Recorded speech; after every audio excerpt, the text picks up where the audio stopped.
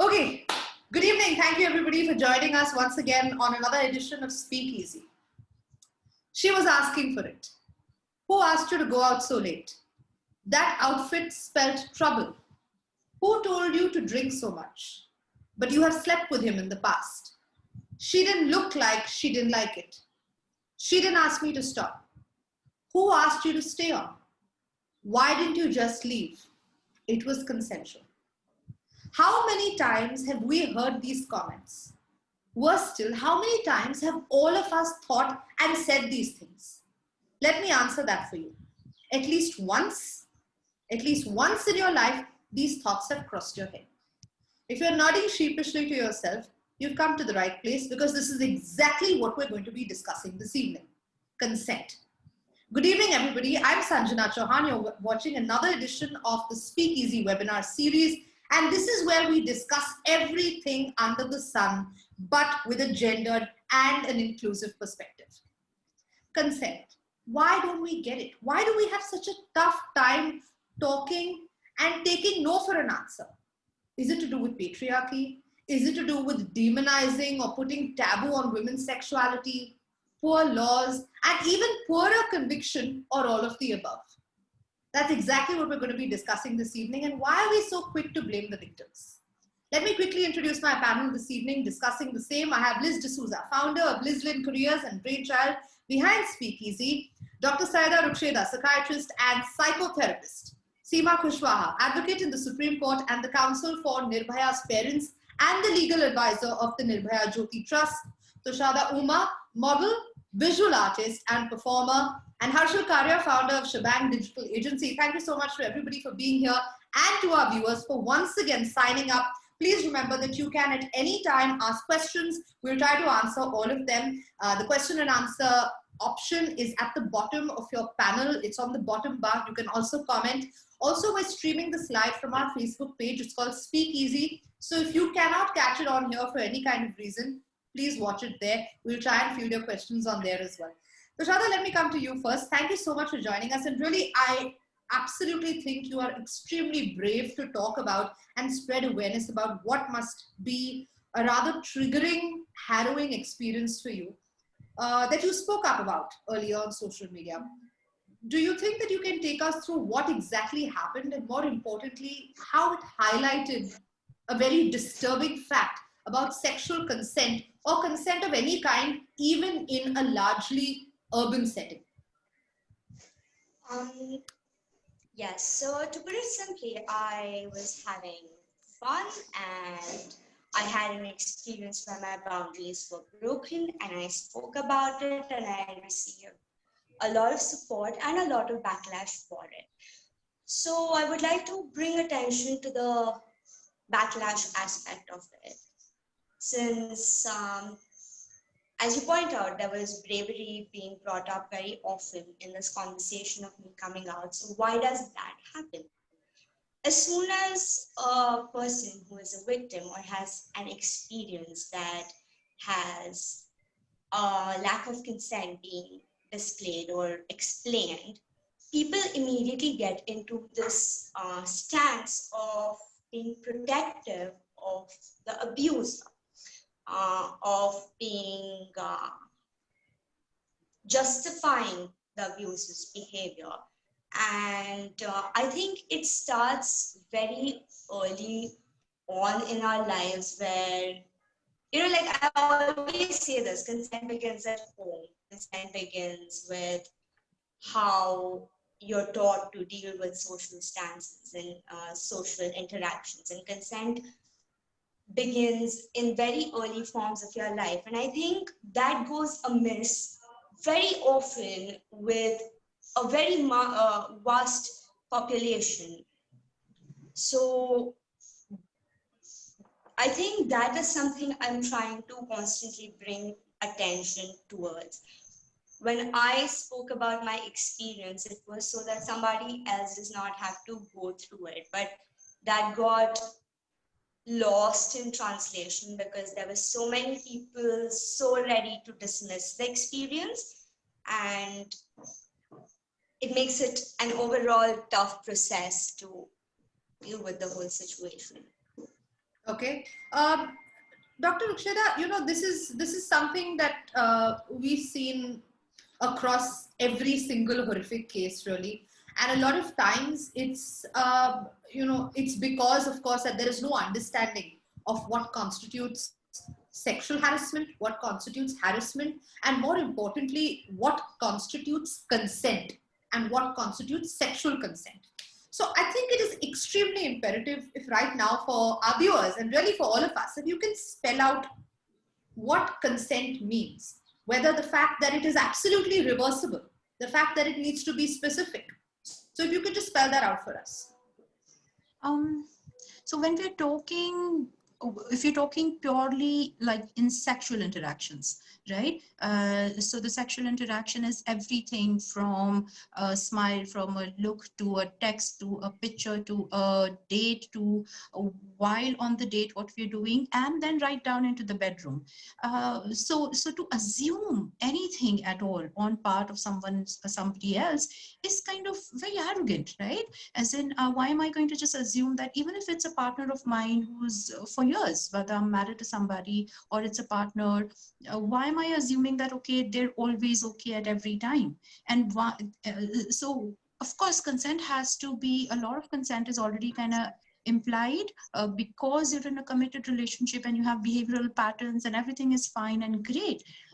But if you've shut down and if you haven't kind of been listening to whoever you're with, whether they're saying yes or no, whether they are saying no, whether they're saying it verbally or even trying to convey it non-verbally, if you have shut down and if you're not listening, then you're not really present there, isn't it? So that means, and that's something that all of us need to understand. And yes, like you said, that just the concept of consent is so bizarre and difficult for people to understand sometimes, which it should be very, very simple, right? Yes, no, I mean, there are no gray areas here. There is not even like a maybe here, right? But then even the maybe kind of like falls into more no than yes. But we don't know this because we don't really talk about it. We don't explain it, not to our children, not to our peers, not to our friends, not to ourselves.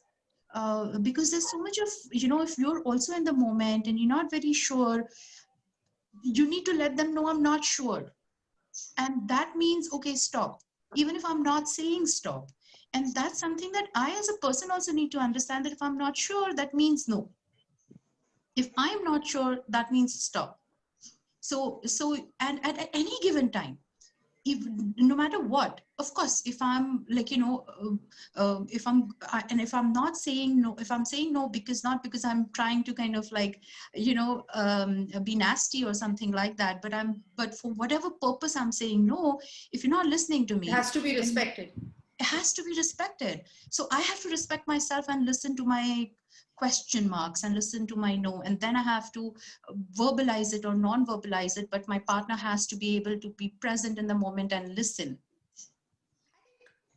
What you of course spoke about, and I'll come back to you on that, is of course the kind of culture that persists around it. There's several reasons, of course, for it, because a lot of times I feel it's so easy for us to kind of put it on the victim and say, you should have walked out, you should have said no, you should have been a little more assertive. But I feel a lot of times there is also not even that understanding, because women are kind of raised to feel that you're making a big deal out of it, you're overthinking this, maybe he didn't mean it that way.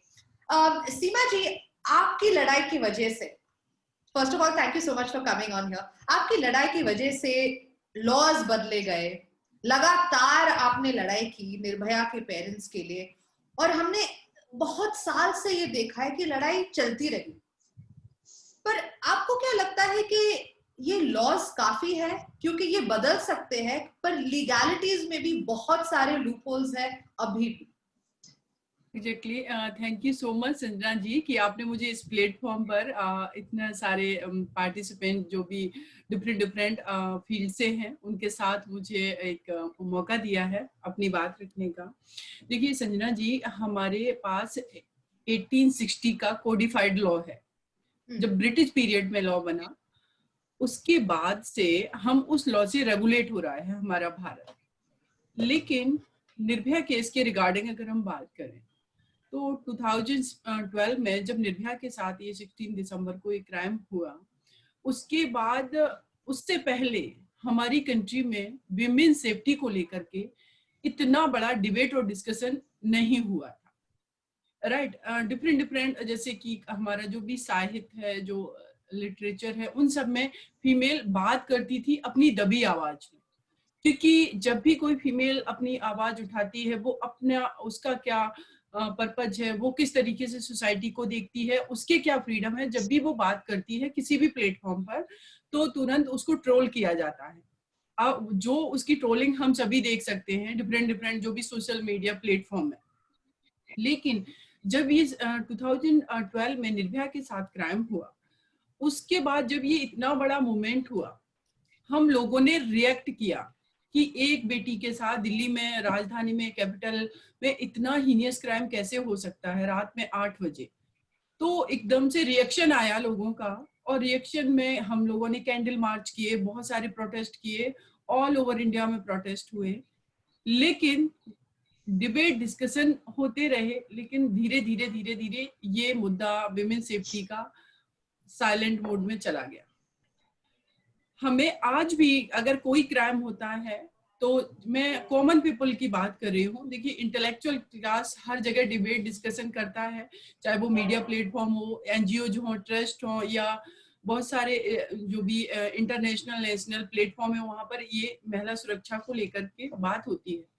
लेकिन हमारा जो India का largest population है, वो इससे cut जाता है, क्योंकि उसकी अदर प्रॉब्लम्स भी बहुत सारे हैं। बिल्कुल। और हम लोग जो भी बात करते हैं, किसी भी प्लेटफॉर्म की बात करें, अपने देश के अगर इंटेलेक्चुअल क्लास की मैं बात करूं, तो जैसे हम लोग भी हैं आज यहाँ पर इस प्लेटफॉर्म पर हैं, तो संजना जी ये वीडियो अगर हम कहीं डालेंगे, राइट, किसी भी प्लेटफॉर्म पे, तो हमारे साथ में, या फिर बहुत सारे टेलीविजन है लोग देखते हैं, तो वो जो पीपल हैं जहां पर एक्चुअल में विमेन राइट्स का कोई ही मतलब नहीं है, उनसे हम कनेक्ट नहीं हो पा रहे हैं।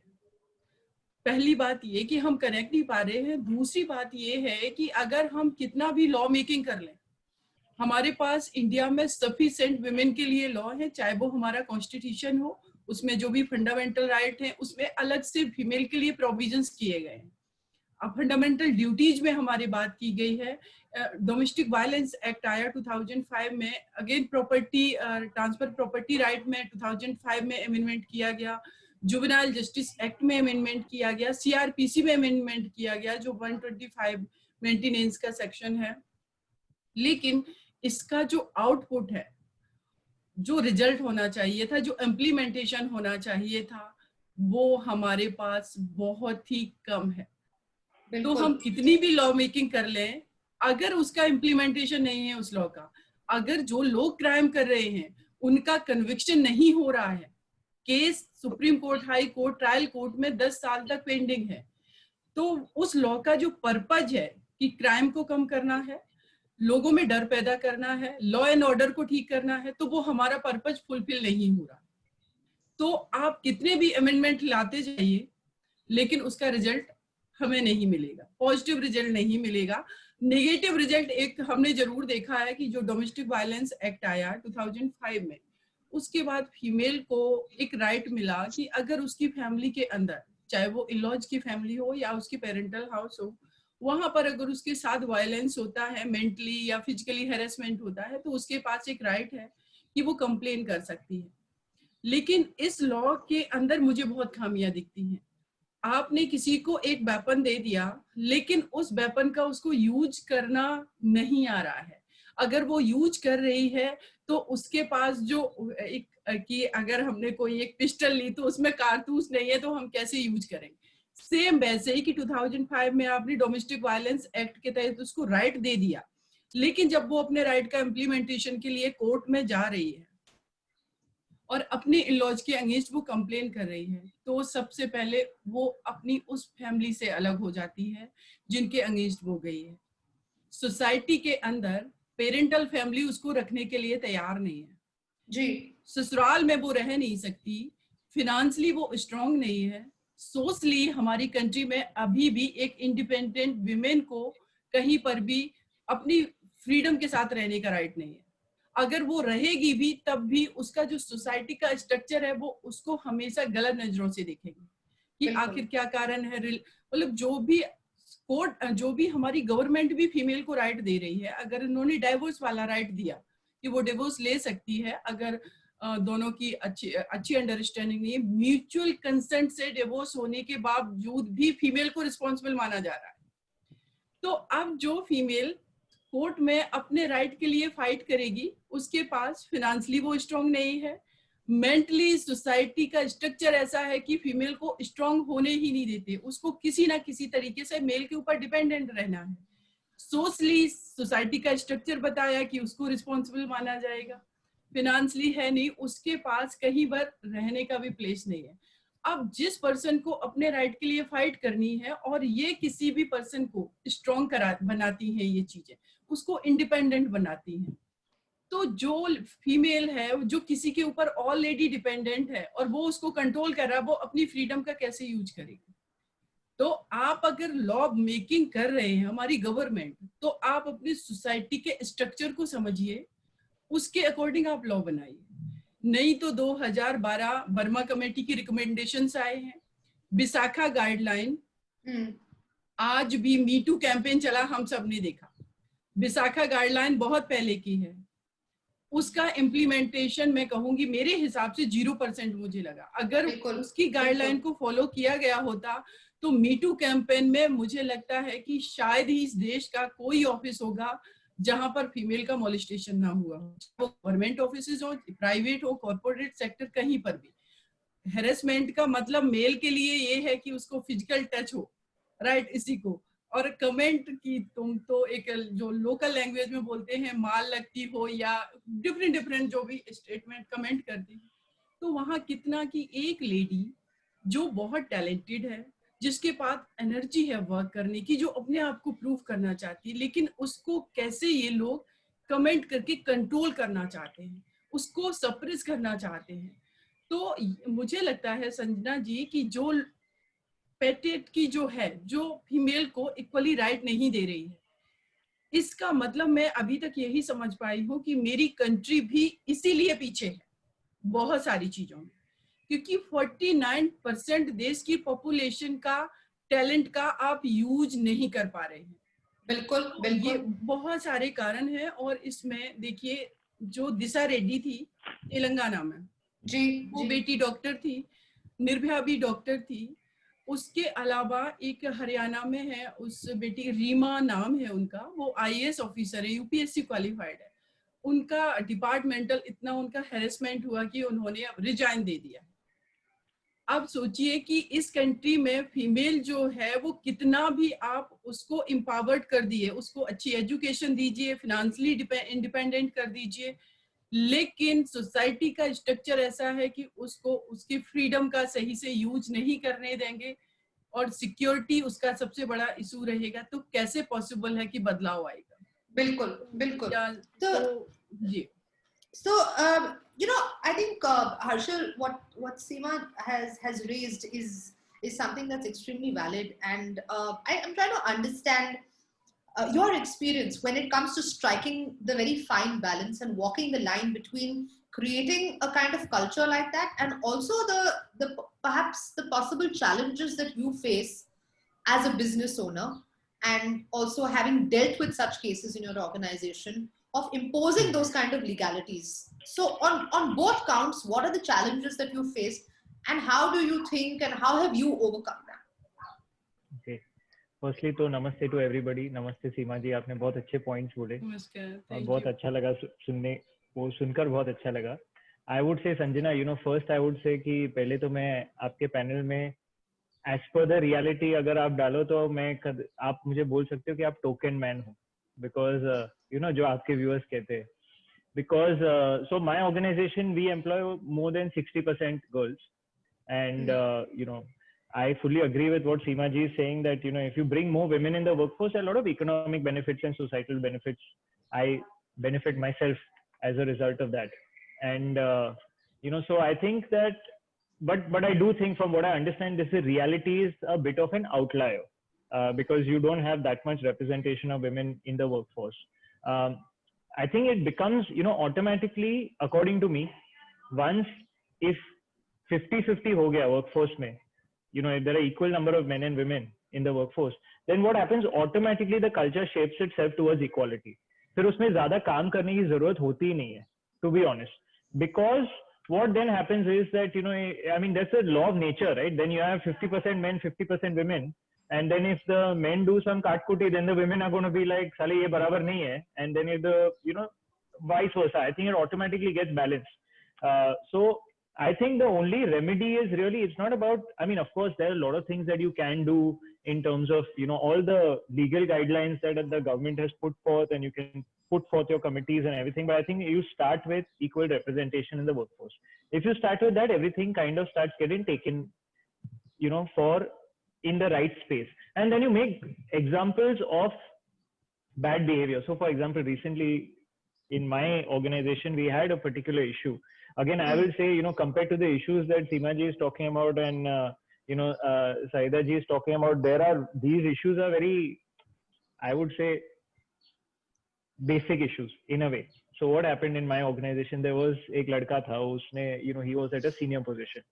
And at a senior position, this boy was messaging, maybe he started messaging one girl saying, oh, you look very pretty. Another girl, you look very pretty. Third girl, you look very pretty. So some internet messenger pe ho raha tha.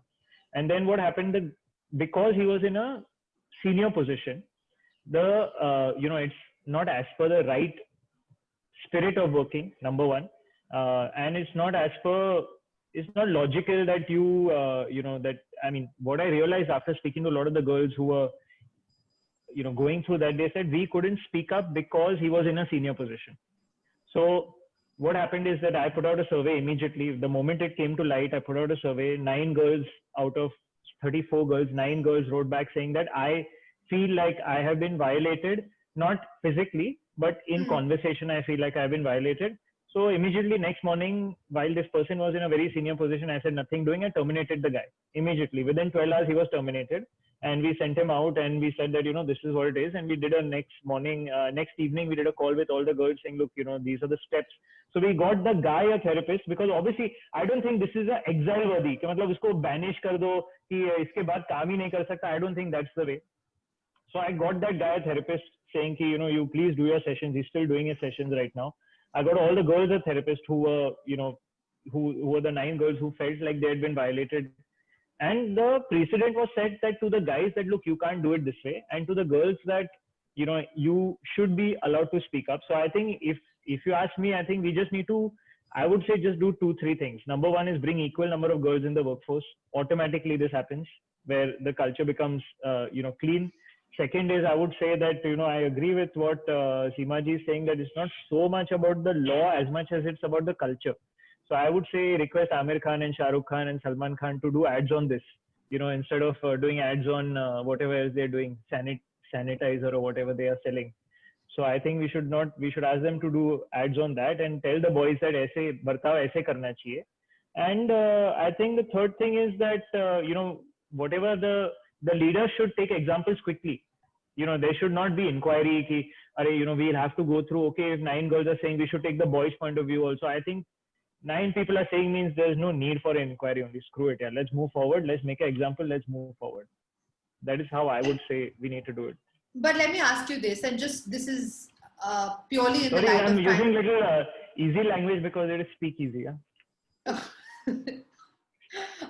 So, Jyoti Shetty has commented saying that it's not only about representation, it's also about hierarchy. So even with 50%, if there is no agency, harassment can continue, which is what I wanted to actually ask you as a follow-up question, Harshal, because, sometimes, a lot of times it's not going to be 9 women or 9 people that come out and speak. It's going to be that one woman, and that one woman is going to say, why aren't you believing me?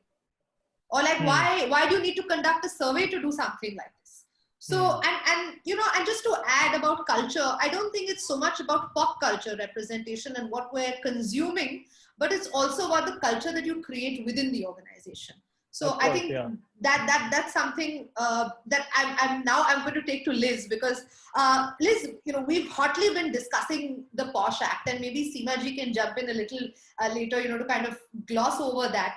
But there are many loopholes about, in the POSH Act, and I think perhaps the biggest thing for me is the fact that the POSH Act does not deal with anonymous complaints, and you're not going to get people and women who will, with the fear of putting their career on the line, be called out at office, be, called all kinds of things like office slut and all kinds of things like that, say that, okay, this man is harassing me, and the company is going to take it at face value and say, okay, we have your back. So, do you find that perhaps, again, it's a fine balance between law, legalities and culture, but there is no understanding, A, within the employees, and there is no understanding of what the rights are. Women and other men as well don't understand what their rights are as employees. Do you think that maybe HR needs to step it up when it comes to that? I'm going to take a little extra time this time to answer this question. Normally, I rush through really quickly. And through all the speakeasies that we've had right now, my role has always been to talk about policy and setting up a policy and drafting policy. And the constant a rebuttal that I get from people is that, making a policy is like forcing people into something and stuff. But I think very differently. I really believe that setting policy is like setting a foundation for the culture that you want to set in the company. Just because two people come and say that we want to have equal opportunity or we want to have a good culture where men and women are treated equally doesn't mean that that's going to happen, because you're not every day, like Harshal said, his job is to run a business and he needs to think about all the monetary benefits as well. So in order to have certain things that you want in terms of culture, I think setting up policy, first of all, is number one. As far as the POSH Act goes, I've actually made a lot of notes today. I've never done this before at one of our speakeasies. But there are a lot of loopholes. Like Sanjana, one of the things that you mentioned was the anonymous complaints. But I just want to mention before I go into that, there are a lot of organizations that go beyond the POSH Act and allow for anonymous complaints to actually be filed as well. But again, we're talking about somebody who has to come out and say things like, oh, this person messaged me badly, or this person called me, hey, cutie, or hey, sweetie. And, Harshal said it very, it just slipped, I think, where he said it's a very basic problem, right? So me as a woman sometimes could just walk in the office and someone says, oh, Liz, you look really hot today. And to me, that could be like, wow, no one's called me hot in like 6 months. So that little attention that I got. And if I allow for that to happen going forward, it could turn into something else. So what is a basic problem? It could start with something that's really small, but then end up as something really big, like text messages being freely sent, making sexual comments and stuff. I mean, luckily, I don't know if it went to that situation over there. The other loopholes in the POSH Act, one thing that I am really concerned about is the fact that the IC, which is the Internals Committee that, everyone that comes up immediately when you talk about the POSH Act. First of all, the POSH Act is hardly implemented anywhere. Like, two companies really have a committee, and how trained is this committee to actually deal with these issues?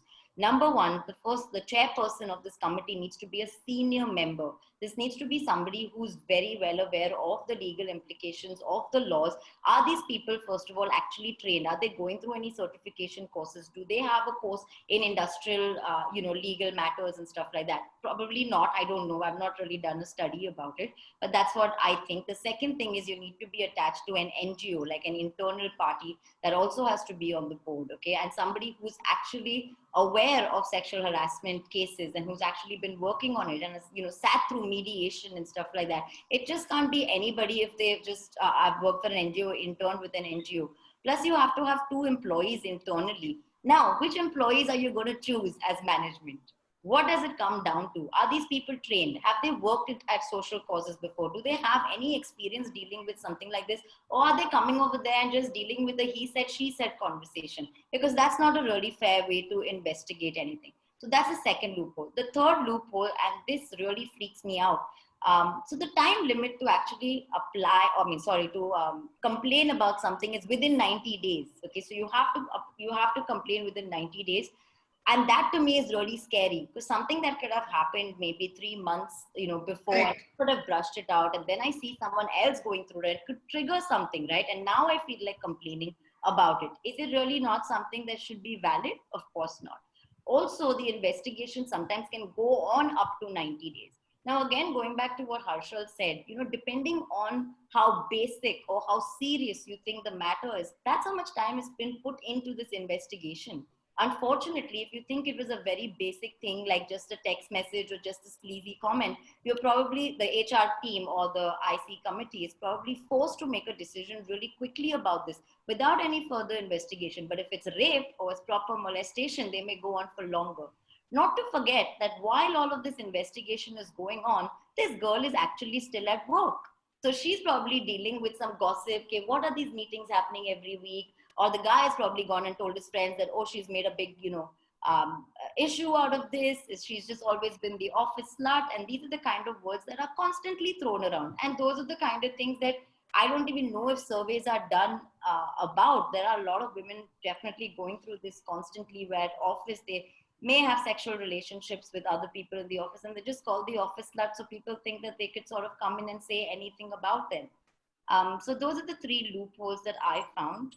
Also the shame, right, of actually coming out and saying something like that, because maybe it was consent for like a couple of times, but after that, if they're uncomfortable because it went too far, that is the problem. I wanted to mention something else, that the POSH Act doesn't really cover men. It only covers women, right? But a lot of organizations as well, because a lot of people I think will bring that up, that it's unfair because it doesn't cover men, and men also go through some sexual harassment situations. But there are organizations who go above the POSH Act and do put that in place, that even as a man, if you feel harassed, you can actually make a complaint. So that's correct. Yeah, I think also, yeah, the fact that it's not gender neutral. So even men who, identify as women, it doesn't really cover that. And there are a fair amount of trans people and folk out there who are getting harassed, because of this particular issue. But just to clarify over here, I don't think that, it's pertinent to even, kind of say that any kind of harassment is basic.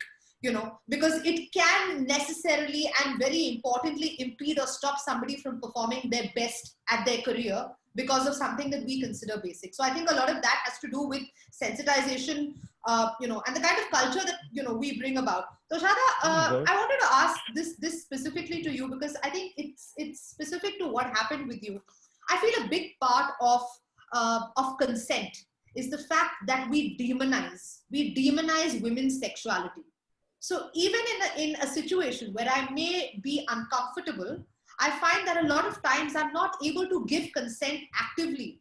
I'm not able to give consent throughout, because I am scared also of how my sexuality is going to be viewed. Do you find that as well? Did you find that in your case? I think you're on mute. You're on mute. So since I'm from a certain amount of privilege of coming from a position where my sexuality is not demonized within my social circles, within my immediate family, within my close friends, and even within my own head, it made it very easy for me to separate myself and what I am like from the actual thing that is wrong, which is my boundaries being crossed. And I realized that that's not the case for most people who are actually speaking about these things, because the first thing that does come up when you're talking about these things is that you are like this, and it is an easy point to bring up to devalidate somebody, because there's so much shame revolving around liberated sexualities and any sort of body positivity, especially in our culture.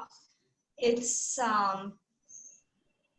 certainly is an issue of the masses and has to be very topically dealt with.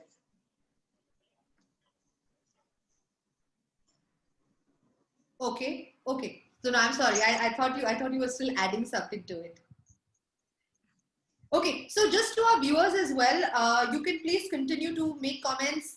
We're taking questions right now. Jyoti Shetty says, I think this one is for Harshal as well. As a reverse, even if 9 women complain, The one man has the right to voice his side. True equality is about being fair to all. Absolutely. Absolutely. No, that is bullshit. Yeah, that is not going to work, because if 9 people have said, then I go into an inquiry, I'm wasting my time and everybody's time. So, you know, that is stupid. I think if it is that one, then I think one you have to scrutinize, because according to me, if one person has stood up, then there could be, you know, I mean, I'm sorry, you guys may disagree, but if one woman has stood up, then there could be foul play.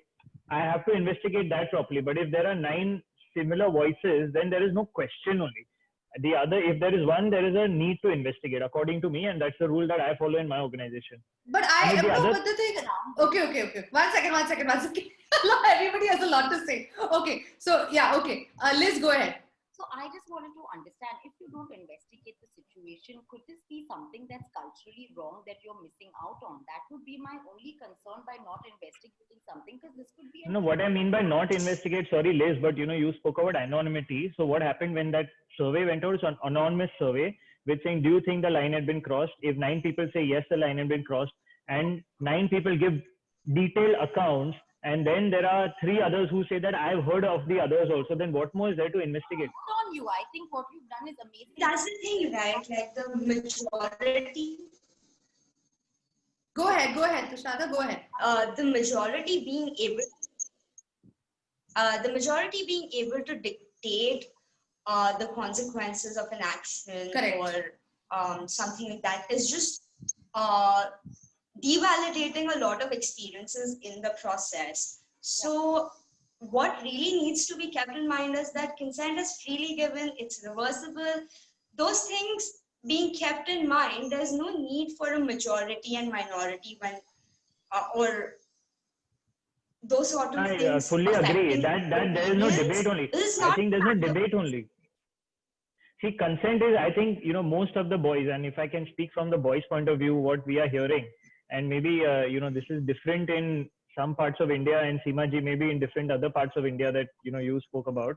But I think at least in, you know, what I'm hearing a lot from my peers who are boys, the attitude is becoming that we have to become, I mean, there's almost like, we are going to become careful. Why do you want to get into this unnecessarily getting into any sort of embroilment? Just keep it, I mean, for lack of a better word, keep it in your pants, keep your thing, you know, keep your body language correct, keep your boundaries correct. And I think we can also have a sort of, it's okay to accept that, okay, fine, if there is a rule among the genders that, okay, if consent is that when the woman says a vehement yes, only then it's a vehement yes, I think that's okay. There's no problem with that. It's not even about the women, it's both parties. Both parties have sorry, to I'm assuming the so when he's going for it, he's interested. You know what I mean? Yeah. So, and I think a lot of times, you know, Dr. Ruksheda, maybe you can jump in here. It's not so much. I'm really tired and grateful in a way for a lot of men who say, now we have to be scared with how we deal with women. And I'm like, yeah, it means that you have done something wrong in the past, and you're being called out for it now. So it's like a serial killer turning around and say, oh, now I have to be careful with how I hide the bodies, you know, because, you know, we're being tried. So it works like that. So I think a large part is also about kind of creating that culture.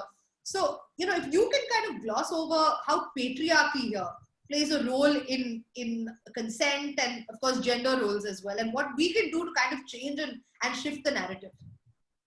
So let me talk a little bit more like a psychiatrist, right? Everybody, a lot of us, thankfully now, because we talk about mental health so easily, understand CBT, cognitive behavior therapy. And just like how all of you guys are talking about behavior, don't say this, don't do this, don't do this. So even if I've learned the behavior because, oh, the policy has told me, oh, you know, that I'm going to get penalized with terms of termination of the job or whatever it is, what we're not understanding is that unless and until the cognitive remapping doesn't happen, the behavior is that I can just take that away anywhere, isn't it? At workplace, I could be like really nice and you know, careful about consent and everything, and I can come home and like do whatever it is that I feel like on the street or in my home at all, isn't it? So and from a mental health point of view, you know, any kind of abuse harassment, whether that's verbal, social, virtual, physical, it's going to lead to a psychiatric and a psychological issue. And that may have a lifetime of sequelae in different aspects and in different forms that one may not even understand and recognize at that point. And what we also need to understand, consent is not just that, oh, whether I'm getting violated. It's very deeply connected to my autonomy. My sense and my autonomy over myself plays a huge impact on my brain development, on my behavior patterns, on my personality patterns, on my attitude towards everything.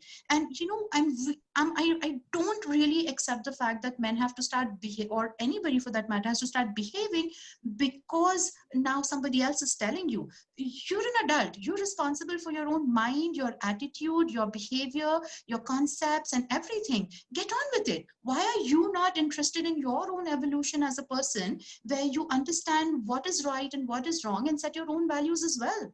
And जैसे सीमा जी भी कह रहे थे कि हमारे पास बहुत सारे जो है कानूनी अगर हमने दावपेच कर भी लिए, मगर जब तक उसको हम ट्रांसलेट नहीं करेंगे कि हम बच्चे और बच्ची को नहीं समझाएंगे कि क्या सही है क्या गलत है।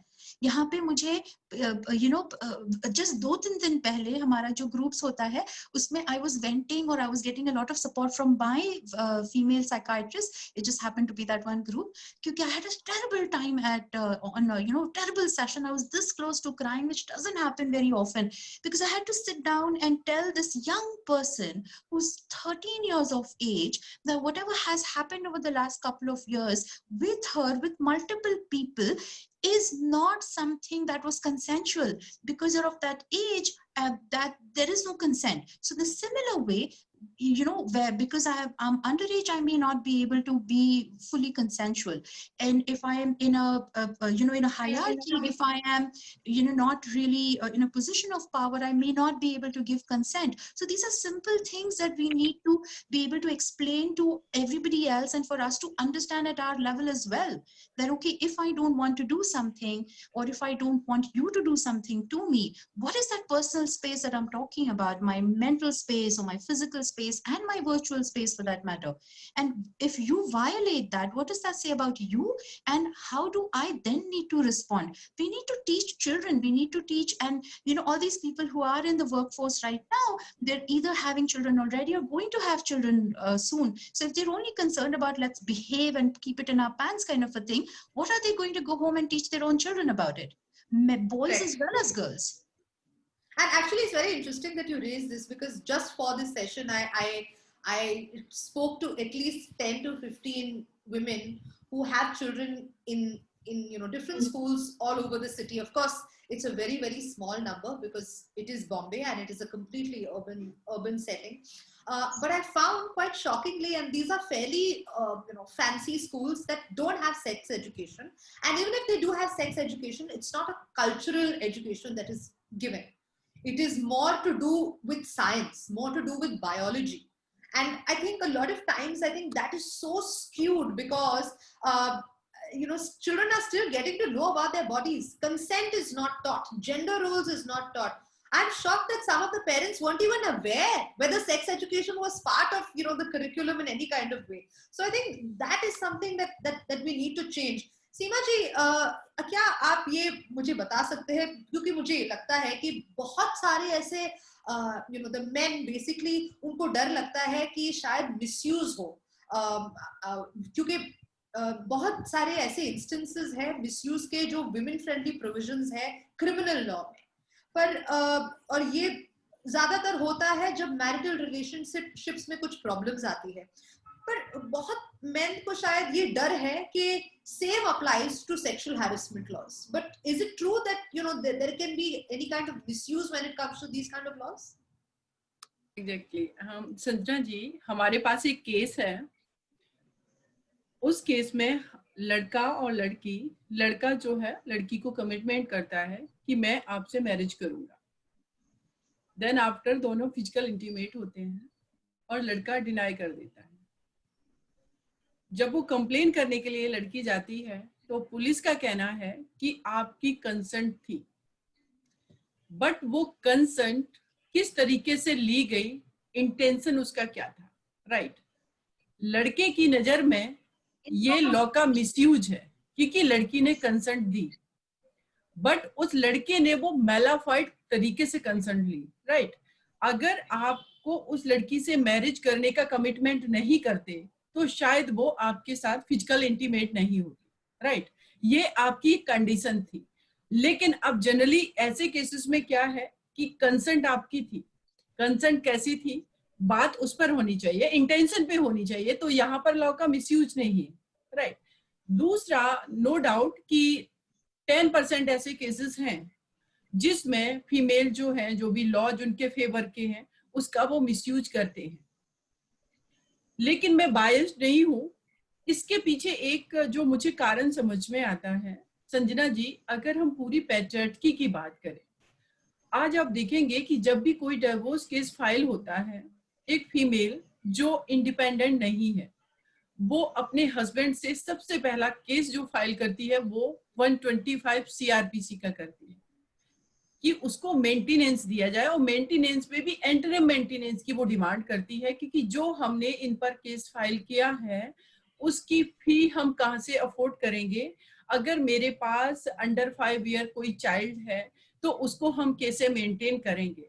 अब आप सोसाइटी का स्ट्रक्चर समझिए कि एक फीमेल जिसके अगेंस्ट लड़ रही है वो उसी से उस फाइट के लिए पैसे की डिमांड कर रही है। तो जो फीमेल, अब उसमें क्या हुआ कि जो ज्यादातर अगर प्रॉपर्टी की बात करें, मनी की बात करें, हमारी कंट्री में किसके पास है? मेल के पास है। मैं सिर्फ इंडिया की बात नहीं कर रही हूँ, मैं ऑल ओवर वर्ल्ड की बात कर रही हूँ। किसके पास है? पैट्रियार्की ने ये सिस्टम अपने हिसाब से बनाया जिसमें फीमेल के लिए उन्होंने डिसाइड किया कि आप घर में रहेंगे, ये आपका क्राइटेरिया, हम आपको मेंटेन करेंगे। और उस मेंटेन के नाम पे उन्होंने एक वर्ड का यूज करते कि हम आपको वेलफेयर आपका कर रहे हैं, आपके बच्चे को पढ़ा रहे हैं, आपको ज्वेलरी दे रहे हैं, आपको घर में सारी फैसिलिटी प्रोवाइड करवा रहे हैं, राइट? आपने ये सब करवाया। लेकिन जब आज एक फीमेल अपना इंडिपेंडेंट होके वर्क करना चाहती है तब भी आप उसको आगे नहीं बढ़ने देना चाहते। जब वो आगे बढ़ना चाहती है उसके लिए बैरियर्स हैं, उसके लिए आपने डिसाइड कर रखे हैं, ये आपकी बाउंड्रीज है। तो जब फीमेल किसी के साथ रिलेशन में आती है, नो डाउट कि वो म्यूचुअल कंसेंट उनकी है जब वो रिलेशन बना रहे हैं।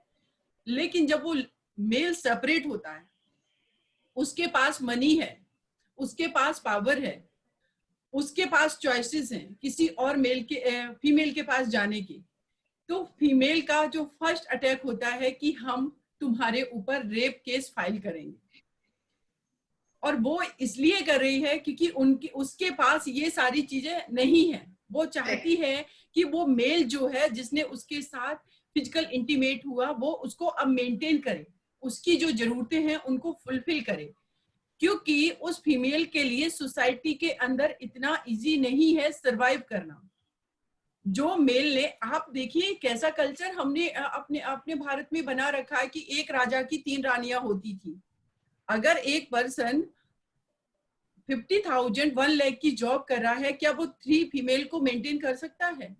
वो सिर्फ इसलिए कर रहे थे राजा क्योंकि उनके पास पूरा एक कल्चर, उनका पूरा साम्राज्य होता था, उनके पास फैसिलिटीज होती थी और वो फैसिलिटी प्रोवाइड करवाते थे। और उसी फैसिलिटीज को आज भी आप देखेंगे कि मेल, जो नंबर ऑफ पीपल की मैं बात कर रही हूँ, मैं उन पर्सन की बात नहीं कर रही हूँ, जो बहुत सारे मेल हैं जो फीमेल के राइट के लिए आकर के फाइट कर रहे हैं। लेकिन वो भी फाइट जो वो कर रहे हैं वो उनका अपना एक तरीका है। हम क्या सोचते हैं, हम क्या महसूस करते हैं, ये फीमेल डिसाइड करेगी ना। हमने मेल के लिए लॉज नहीं बनाए हैं। आप टाइम टू टाइम जो आपने हमारे लिए लॉज बनाए हैं उसमें आप अपने आप को प्रोग्रेसिव बता करके कुछ अमेंडमेंट करके कहते हो कि हमने आपके लिए लॉ बनाए। आप कौन होते हैं हमारे लिए लॉ बनाने वाले? ये तो मैं खुद करूंगी ना। और दूसरी चीज, नेचर क्या कहता है कि दोनों इक्वल हैं। अगर दोनों इक्वल हैं तो इक्वलिटी में फिर प्रॉपर्टी मेल के पास इतनी कहां से आ गई कि फीमेल उसके पास इसलिए फिजिकल इंटीमेट होने को तैयार है क्योंकि वहां से उसको गाड़ी मिल जाएगी, वहां से उसको घर मिल जाएगा। क्या ऐसा फीमेल कर सकती है कि हमारी भी चॉइसेस हैं कि अगर किसी मेल पर्सन को हम पसंद कर रहे हैं, लेकिन हाँ मुझे पता है कि 1-2% ऐसा पॉसिबल है अब, क्योंकि फीमेल भी एम्पावर्ड हो रही है तो वो भी उसी तरीके का बिहेवियर ला रही है जो मेल का है। लेकिन मेरा अपना मानना है कि जिस बिहेवियर से, जिस पैट्रियर्की से हमें प्रॉब्लम है, हमें उसके जैसा अपने आप का व्यवहार नहीं करना है, वैसा हमें बिहेवियर नहीं करना है। क्योंकि जिस सोसाइटी के स्ट्रक्चर से हमें प्रॉब्लम है, अगर हम उन्हीं चीजों को फॉलो करने लगे तो इसमें जो रेवोल्यूशन की बात कर रहे हैं, जो हम सुधार की बात कर रहे हैं, वो संभव नहीं है। वो उधर से इधर ट्रांसफर हो जाएगा, राइट। हमें क्या करना है कि सोसाइटी हमें एक ऐसी बनानी है जहां मेल फीमेल के इक्वल राइट हो। हमारी आगे आने वाली जो जनरेशन है वो डिस्क्रिमिनेशन ना करे अपनी पार्टनर के साथ में, अपनी सिस्टर के साथ, अपनी कलीग के साथ। लेकिन इशू यही है संजना जी कि अभी भी मेरे भारत में जो मेल पर्सन है वो इस चीज पर अड़े हुए हैं कि नहीं, डिसाइड तो हम करेंगे कि फीमेल के लिए हम कितना लॉ मेकिंग करेंगे, उनकी कितनी फ्रीडम है, हम ही डिसाइड करेंगे। तो देखिए, आप स्टार्टिंग से करते आए हैं, वो स्ट्रक्चर ऐसा था।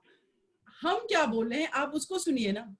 हम मेल के लिए नहीं डिसाइड कर रहे। कौन फीमेल है जो ये डिसाइड करेगी कि नहीं फीमेल के, अगर मेल के साथ क्राइम हो गया, आपने बहुत बड़ी गलती की, आपको रात में नहीं निकलना चाहिए था। प्राचीन काल में लोग ना धोती और कुर्ता वेयर करते थे, आपने जीन्स और टॉप क्यों पहना हुआ था? क्या कभी ये फीमेल क्वेश्चन करती है? और आज अगर जो भी हमारी कैपिटलिज्म आई, उसके वजह से डिफरेंट तरीके के कल्चर जो है, हमने ग्लोबलाइजेशन के टाइम में हमने इकोनॉमी के साथ साथ हमने अपने कल्चर को भी एक्सपोर्ट इंपोर्ट किया है। बिल्कुल। अगर उसमें एक फीमेल अमेरिकन पैटर्न के जो भी क्लोथ्स है वो वेयर कर रही है, मेल भी कर रहे हैं, लेकिन फीमेल के साथ क्राइम होने पर अगर वो ऑब्जेक्शन करती है तो आप अपने उस क्राइम को उसके छोटे कपड़ों की वजह से जस्टिफाई कर लेते हैं। ये कैसा कल्चर हम डेवलप कर रहे हैं? एक ह्यूमन राइट आर्टिकल 21 जो कॉन्स्टिट्यूशन का है वो कहीं नहीं कहता है कि मेल और फीमेल डिफरेंट है, इक्वल राइट है। तो ये बहुत सारी चीजें, मुझे लगता है कि संजना जी अभी हम बेसिक बात कर रहे हैं विमेन राइट की। इंडिया में जो हम भले ही लॉ मेकिंग कर रहे हैं, ये बहुत बेसिक राइट्स हैं। मुझे लगता है कि हमें उस लेवल पे बात करनी है कि आपने पूरे वर्ल्ड में किसी फीमेल ने क्या कोई वेपन बनाया है? किसी फीमेल ने क्या कोई परमाणु बम बनाया है? आपने अपने हिसाब से पूरे विश्व को खतरे में डाल दिया है। ये पैट्रियर्की है, ये मेल माइंडसेट है। हम लोग कंपैशन है हमारे अंदर, हम अपने तरीके का वर्ल्ड बनाना चाहते हैं और उस हमारी जो सोच है, हमारी जो विचारधारा है, वो उस पर हमें तो आप वर्क ही नहीं करने देते, क्योंकि इनिशियल स्टेज पर आप हमें रोक रहे हैं। अभी तो हमें अपनी सेफ्टी, सिक्योरिटी, अपनी फ्रीडम की फाइट करनी है। सोसाइटी का स्ट्रक्चर कैसा होगा ये तो आप हमें डिसाइड ही नहीं करने दे रहे हैं। तो इन सारी चीजों पे मुझे लगता है कि फीमेल को सिर्फ हमें अब इस लेवल पे हम राइट्स की बात नहीं करेंगे कि मुझे कैसे कपड़े पहनने हैं, मैं कैसे रहूंगी, सारी चीजें, ये पूरे सोसाइटी का पैटर्न चेंज करना है हमें। क्योंकि इस सोसाइटी के पैटर्न ने सिर्फ फीमेल को नहीं उसको बाउंड किया है, फीमेल का सिर्फ मॉलेस्टेशन नहीं हुआ है। हमारी जो आने वाली जनरेशन है, जिसमें हमारे जो बच्चे हैं, जो बॉय हैं, जो किड्स हैं, बिल्कुल, उनके भी माइंडसेट आपने ऐसे कर दिए हैं कि वो आज से 50 साल पहले भी, 50 साल बाद भी आएंगे तब भी उनका माइंडसेट ऐसा रहेगा, क्योंकि आप सिर्फ अपने हिसाब से समाज को चलाना चाहते हैं। और मेरा मानना है कि हमारी कंट्री में एक ही प्राइम मिनिस्टर जो इंदिरा गांधी जी हुई, मैं पार्टी लाइन में बात नहीं करूंगी, लेकिन वो ये कंट्री को मैसेज देके गई, पूरे वर्ल्ड को मैसेज देके गई। तो क्यों नहीं फीमेल लीड कर सकती है? वो क्यों नहीं डिसाइड कर सकती है कि हम कैसे अपनी कंट्री को रेगुलेट करेंगे? लेकिन संजना जी, इस पैट्रियर्की में, patriarchy politics, administration, business, Bollywood industry, हर जगह पर इस तरीके से हावी है कि एक फीमेल को ये सेक्रीफाइस करने के लिए उसका टैलेंट सेकेंडरी हो जाता है और उसको सेक्रीफाइस करने के लिए ये लोग मजबूर कर देते हैं। तो इन सारी चीजों पे हमें फाइट करना है। ये फाइट हमारी बहुत बड़ी है संजना जी, लंबी और जारी रहेगी। And you are of course used to fighting, so that's okay. We have women like you in our midst, and that's more than enough. Dr. Rukshita, there's a question that's come in from Mohammad Azhar. What do you say about consent after marriage? क्यों शादी के बाद consent गायब हो जाता है उसका concept? मतलब वो शादी लाइक ना कोई इलाज है, ना कोई कुछ है, ना कोई कुछ है, right? So it's just a marriage is also a contract, and you can get into that contract with consent, and you cannot continue that contract without consent. So whether we talk and consent of any, like, again, you know, it stems down to, if I want a consensual relationship, it's a happier relationship. So from my personal kind of like, you know, खुदगर्जी के हिसाब से भी मैं अगर देखूंगी तो मुझे तो अच्छा रिलेशनशिप चाहिए ना, तो चाहे मैं शादीशुदा रिलेशनशिप में हूँ कि गैर शादीशुदा रिलेशनशिप में हूँ। तो अगर आपको ये बेसिक नहीं समझ में आ रहा है कि हाँ अगर कंसेंशुअल होगा तो अच्छा होगा, तो कहीं आपको अपने आप में देखना है कि कहाँ कुछ पेज ढीला हो गया है। जब हम कहते हैं, you know, because we don't understand the basic concept of consent, that's the reason there is an evolving culture of incels, which is giving rise to so much more aggression and violence in real life as well as in virtual life. And that's so, you know, whether it's marriage, whether it's not marriage, consent is always paramount. And so even if it's a verbal contract that, okay, let's go on a date today, or oh, you and I are working together today, those are verbal contracts also, but those are again consensual contracts. And actually, at any given time, if I say that no, this is not something that I'm agreeable, so that contract is void. So you can no longer say nice things to me if I don't want to hear them. Shweta जी, आपकी बात को मैं इसको, अंजना जी, मैं case जो है मेरे पास में डिस्कस करती हूँ, रिसेंटली है, गैंग रेप का मैटर है, मैरिटल रेप का मैटर है, बट इंडिया में माननीय जो हमारी सुप्रीम कोर्ट है उसने भी डिनाई कर दिया कि मैरिटल रेप को अगर हमने रेप माना तो हमारा जो कल्चर है डिस्ट्रॉय हो जाएगा। इट मींस कि कल्चर को प्रोटेक्ट करने के लिए आप एक जेंडर के साथ जो भी क्राइम हो रहा है उसको आप जस्टिफाई करेंगे, मतलब किस तरीके का, मतलब ये हमारी ये हमारी जुडिशरी का ओपिनियन है। लेकिन मैं केस को डिस्कस कर रही हूँ, जैसे शेदा मैम ने बताया, अभी रिसेंटली मैंने 2 दिन पहले ही एक एफआईआर लॉन्च करवाया है। एक फीमेल आफ्टर मैरिज जब वो अपने ससुराल जाती है, उसका हस्बैंड उसके साथ अननेचुरल सेक्स करता है। देन आफ्टर जब वो बात अपने वो सिस्टर इन लॉ को बताती है, तो वहां पर उसका जो ब्रदर इन लॉ था, वो भी सिस्टर इन लॉ जो हस्बैंड था वो भी था, उसको पता चलता है वो उस लड़की के साथ अननेचुरल सेक्स करता है, रेप करता है। जब वो अपने हस्बैंड को ये चीज डिस्कस करती है तो उसके हस्बैंड का कहना है कि या मैं आपके साथ फिजिकल इंटीमेट हूं या मेरा ब्रदर, एक ही बात है। देन आफ्टर वो लड़की अपने सिस्टर इन लॉ के जो अलग उसकी जो इसमें इंडियन कल्चर में बोलते हैं ननंद जो है उसको बताती, फिर उसका हस्बैंड और उसका जो ब्रदर इन लॉ है दोनों मिलकर उस लड़की का गैंग रेप करते हैं। अब यहाँ पर लीगलिटी की मैं बात इसलिए कर रही हूँ कि ये मैटर तो रेप का है, गैंग रेप का है। जब मैं उसके साथ पुलिस स्टेशन जाती हूँ तो पुलिस का कहना है कि उसके हस्बैंड के ऊपर जो है वो 376 जो है वो नहीं लगेगी, अननेचुरल सेक्स का लगेगा। अननेचुरल सेक्स को ग्राउंड बना करके एक फीमेल डिवोर्स ले सकती है, लेकिन उसका हस्बैंड उस अननेचुरल सेक्स के लिए उसको पनिश नहीं किया जा सकता क्योंकि वो मैरिटल रेप में नहीं आ रहा।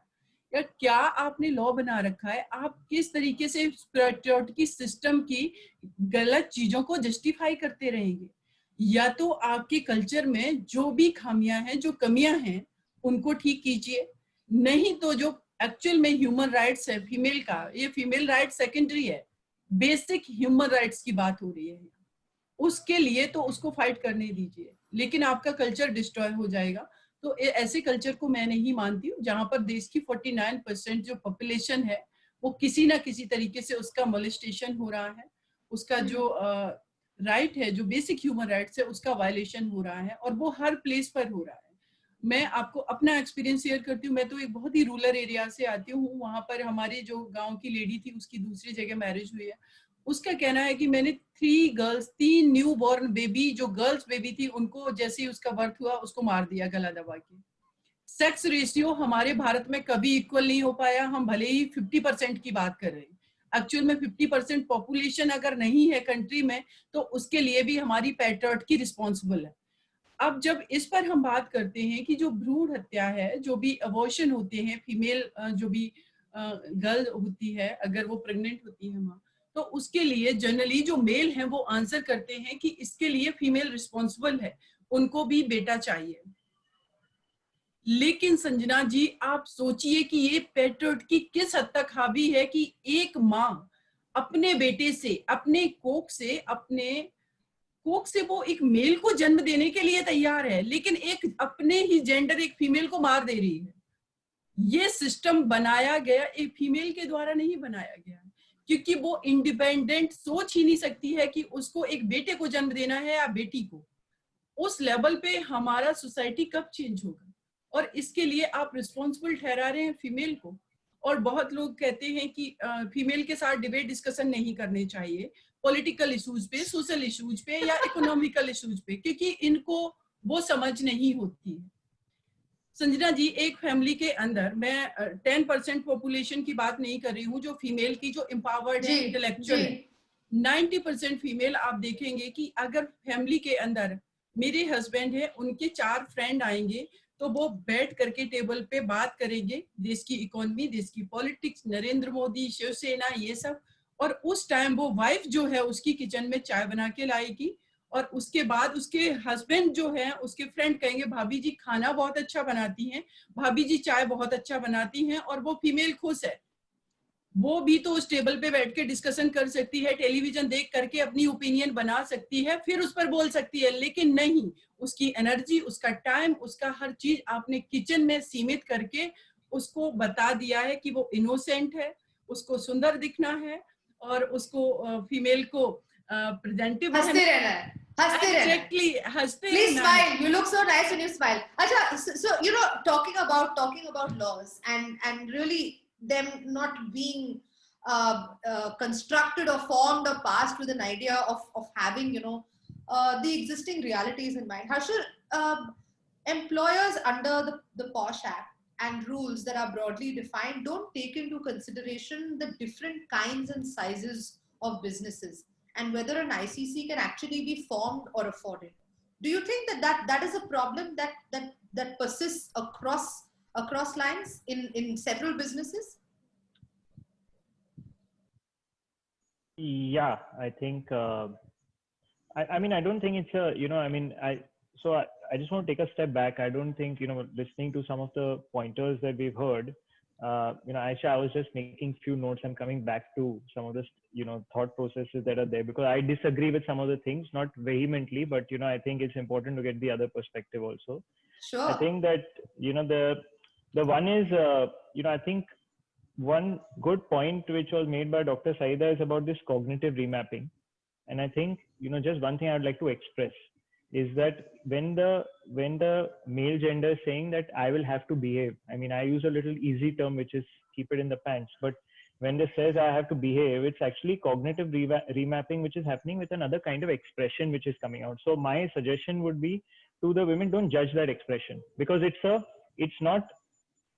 is genuinely, when you see that also. I mean, I'll give an example of what happens is, if you see a pattern happening, thousands of people having a pattern at the same time psychologically together, then that's change slowly happening. So that's one thing I just want to put across as something that was said.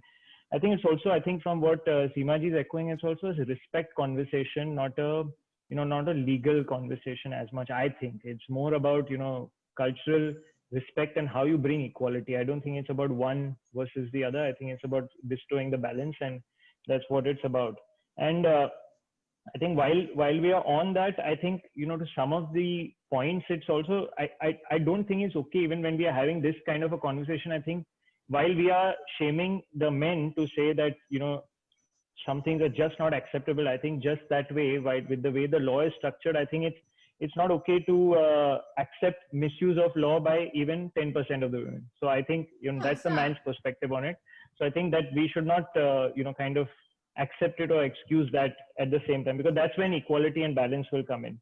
And that's why I come back to the organization, which is that within the organization, I think all the points that Lynn also made about having a committee and these are the loopholes in the POSH Act. I think there's always going to be loopholes. I think it's about governance and it's about intent and it's about how quickly you make changes. I think some So in my own instance, what I've encountered is that even if it's a one-on-one complaint, usually what we try to do is we speak to the boy and we said that this is what's coming. Here's a slap on the wrist. Don't do this again. Yes, there's going to be a little bit of chatter. I think that's natural. When you have, 500 people working together, what's going to happen is that some conversation is going to happen. But what you're doing is that you're systemically driving change by saying that, okay, every time something comes up, you're telling people saying, hey, it's okay to speak, and you're taking action. Hey, it's okay to speak, and you're taking action. I think that's the only way to go. I don't think it's, I think, and I don't think there it's about an ICC or it's about a POSH committee or anything of that sort, because I think as long as that intent is very firm and consistent, then organizations of all sizes can employ that. I know it's easier said than done and probably a little idealistic on that end as well, but that's the only way change will happen if the benchmark is kept a little high. Okay. Liz, this is something else, of course, that I feel that the appointment of the presiding officer in a situation like this is also difficult, because considering there is even a woman in that senior position, how many companies do we see like that actually has a woman in that senior position who's going to be able to be that presiding officer? Yeah, correct. So I also came across this, and I did speak to a lot of HR people, like I was telling you before this. It's not only somebody in a senior role, but also you need to think about bias, right? Like that has got to come in some way. If this person, this female colleague, or this person who's the chairperson in this committee has probably worked with this other senior member, she's going to look at him from a different perspective, because she's obviously shared a boardroom with him. He's come up with amazing ideas. He's really someone who's adding value to the business. All of these things could come into play as well while you're making a decision about hiring or firing someone. Like, kudos to Harshal for actually letting this person go with it 12 hours if this person was a valuable member to the company. But a lot of people may not be able to do that, and that is just something that happens sort of subconsciously. People are like, oh, I know this person and he would never do something like that. How many times have we actually heard people say that about a person that we know personally? I'm sure I've said it as well about something that I've heard about a band or someone doing something that's inappropriate. The first thing comes like, I know this person. I've known him for so many years. I've worked with him. He would never do something like that. So going back to consent, and, I've sat through a lot of mediation for sexual harassment cases in companies per se. And what I've noticed, Sanjana, is what we also talked about. During the whole, this happened, that happened, this happened, that happened, I said this, I said that. There will be that one moment, there will be that one thing that flips everything over, where somebody feels uncomfortable, somebody feels that something inappropriate is happening, somebody feels violated. And that is the point where somebody needs to speak up, not where somebody needs to speak up, but that's the point where the problem is. Once you take away the consent, like Toshada also said, it is reversible. You could be enjoying it for 5 minutes, and then after that you don't, for whatever reason. And also, like Seema ji said, that is my choice. It needs to be. So it doesn't really matter to me if you were enjoying it before or not, and everything. Also, I really feel like a lot of women, do we have enough women in senior positions? And even if we do, what's to say that people are not going to be biased? So I really think these committees need to be third party, if you're just asking me. No, I think also, Toshada, do you think that we need to kind of shed this whole thing of she's like my sister and she's like my daughter? And I, for one, I'm really sick of hearing that, because I just feel like men only seem to imagine that respect is due only if, she's a blood relative or she's related to you somehow. Immediate connection.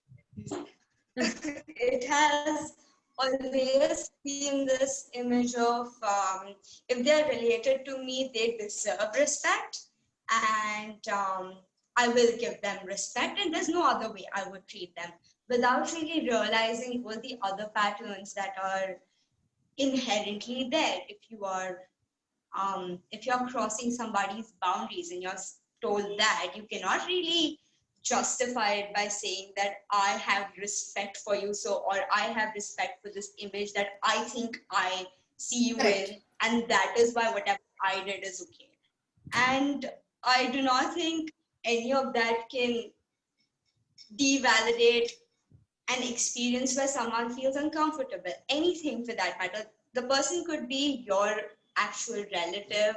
And if they cross your boundaries, they cross your boundaries. That's that. There is not more to crossing boundaries than the person who is experiencing their boundaries being crossed, saying that my boundaries are being crossed.